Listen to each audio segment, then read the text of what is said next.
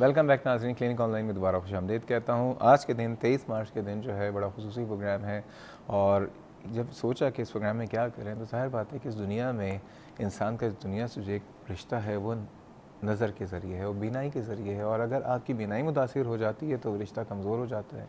तो फिर आप इस पूरे पाकिस्तान को कैसे देख सकेंगे।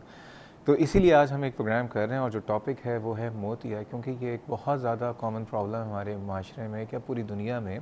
और आज जानना चाहेंगे कि ये जो मोतिया जिसको कहा जाता है, जिसको मेडिकल टर्म में कैटरेक्ट कहते हैं, होता क्या है, ये क्यों पैदा हो जाता है और इसका तरीक़ा इलाज क्या है, किस वक्त इसकी सर्जरी करवानी चाहिए, ये एक बहुत बड़ा सवाल लोगों के लिए रहता है।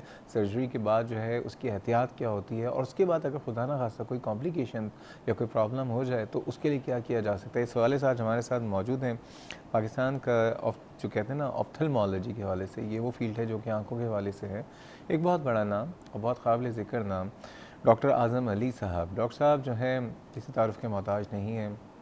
इस प्रोग्राम में भी लोगों ने इनको देखा है, वैसे भी सब इनको जानते हैं। Aga Khan medical university in hospitals इनका ताल्लुक़ है as associate professor of ophthalmology. And सबसे बड़ी बात यह है कि आई का जो डिपार्टमेंट है या आई की जो दुनिया है, पहले तो एक आई सर्जन होता था, लेकिन अब इसके अंदर भी मज़ीद सब स्पेशलाइजेशन है और उसमें जो ख़ास आँख के अंदर जो चीज़ होती है वो आँखों का पर्दा होता है जिसको हम रेटिना कहते हैं। तो डॉक्टर साहब की जो स्पेशलाइजेशन है, डॉक्टर साहब इज़ अ वेटरो रेटिनल सर्जन भी हैं। अस्सलाम वालेकुम डॉक्टर साहब। वालेकुम सलाम। कैसा मिजाज है? अल्हम्दुलिल्लाह खैरियत से हैं। डॉक्टर साहब ये बताइए कि मोतिया, इसको मोतिया क्यों कहते हैं? मोतिया की जो मेरी समझ में आती है, किसी ज़माने में मोतिया को सफ़ेद मोतिया कहा जाता था। उर्दू ज़बान में सफ़ेद मोतिया कहते हैं। जब मोतिया बहुत मैच्योर हो जाता है, पक जाता है, आमतौर पर जिसको कहा जाता था, अब तो पकना इतना ज़्यादा कॉमन नहीं रहा, तो उसको जब निकालते थे आँख से उस शुरू के ज़माने में, तो वो जो लेंस है वो इतना मैच्योर हो जाता था, दूधिया हो जाता था, बिल्कुल वाइट हो जाता था, तो वो जब निकलता था पर्ल जैसा होता था। उसको मोतिया शायद ये मेरा ख्याल है कि शायद क्यों वो मेरे सबसे लॉजिकल एक्सप्लेनेशन यही बनती है कि वो क्योंकि वो आँख से निकल के लगता है जैसे को मोती आँख से निकल गया। और इंटरेस्टिंगली जब ये ज़्यादा एडवांस वो सफ़ेद की फॉर्म से और आगे चला जाए वो कभी कभी काला भी हो जाता है, तो उसको काला मोतिया भी कह सकते हैं। काला पानी एक और चीज़ है, अक्सर पेशेंट कंफ्यूज कर रहे होते हैं काला पानी और काला मोतिया को। काला पानी ग्लाकोमा को कहते हैं, वो अलग बीमारी है, लेकिन बहरहाल दिस इज़ माय एक्सप्लेनेशन। लेकिन कैटरेक्ट को मोतिया या सफ़ेद मोतिया इसलिए कहते हैं क्योंकि इसकी मुशाबियत होती है पर्ल के साथ। डॉक्टर साहब ये होता क्यों है? हमारी बॉडी पैदा होते के साथ ही एक एजिंग प्रोसेस पे गामज़न हो जाती है। हमारा लेंस भी इसी तरह से इन प्रोसेस से गुजरता है। जब हम पैदा होते हैं तो हमारा लेंस पैदाइश पे नॉर्मली कुछ बच्चे भी मोती के साथ पैदा होते हैं, वो तो एक जेनेटिक एरर हो गया या डेवलपमेंटल एबनॉर्मैलिटी हो गई, लेकिन लेंस क्रिस्टल क्लियर होता है। जैसे हम एज करते रहते हैं, शुरू के कुछ सालों 20-25 सालों में वो बिल्कुल क्रिस्टल क्लियर होता है। जब हम 40 के करीब पहुँचते हैं तो उसमें कुछ हार्डनेस आनी शुरू होती है।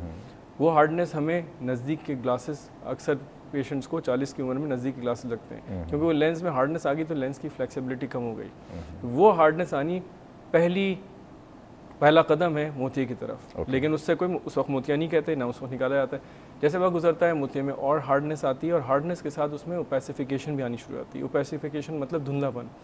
अब ये दोनों चीज़ें जो है ना, ये रोशनी को अंदर जाने से रोकती हैं। एक तो वो लेंस फ्लेक्सिबल नहीं रहा, दूसरे वो लेंस जो है वो रोशनी को रोक रहा है। तो ये इस चीज़ को जब लेंस में ओपेसिफिकेशन हो जाए मोतिया कहा जाता है। अच्छा, कोई और चीज़ इसको एग्रीवेट करती है? एक तो एजिंग तो आपने कहा, कोई दुनिया में कोई ऐसी दवाई जो कि एजिंग को रोक सके, एक उम्र एक जगह रुक जाए? ऐसे अभी तक तो नहीं है। अभी तक नहीं है। और कोई हमारी ज़िंदगी में लाइफ स्टाइल में कोई और फैक्टर हो जो कि मोतिया को जल्दी प्रोग्रेस करता हो? बिल्कुल सही, अच्छा सवाल है आपका। कुछ चीज़ें तो एज तो जैसे आपने कहा रोक नहीं सकते, सबसे कॉमन कॉज एज ही है। लेकिन हमारे पास जब पेशेंट्स ऐसे आते हैं जिनको अपनी एज से पहले मोतिया बना हो, तो हम उनसे कुछ सवाल पूछते हैं। वो सवाल ये, आपकी आंख पे कोई चोट तो नहीं लगी थी? ट्रॉमा या चोट मोतिया को जल्दी बना सकता है। दूसरा हमारा सवाल होता है कि आपको किसी ने स्टेरॉइड्स तो ज़्यादा देर नहीं खिलाए? अब ये स्टेरॉइड्स का मिसयूज़ हमारे माशरे में तो बहुत कॉमन है।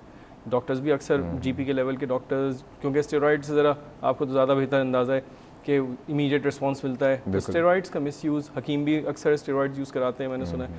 तो ये स्टेरॉइड्स हैं कैटरेक्ट फॉर्मेशन में बड़ी तेज़ी से कैटरेक्ट को बहुत तेज़ी से फॉर्म करा सकते हैं। स्मोकिंग से कोई रिलेशन तो नहीं है? स्मोकिंग से आँख की सारी ही खराबियों का रिलेशनशिप है। मैं जब रिप्रेजेंट करता हूँ पाकिस्तान को इंटरनेशनल मीटिंग्स में, तो वो कहते हैं, हमारी रिकमेंडेशन है, हमारा एक फोरम है मैकुलर डिजेनरेशन का, वो भी एक रेटिना की बीमारी है, कभी इस पर भी बात कर लेंगे।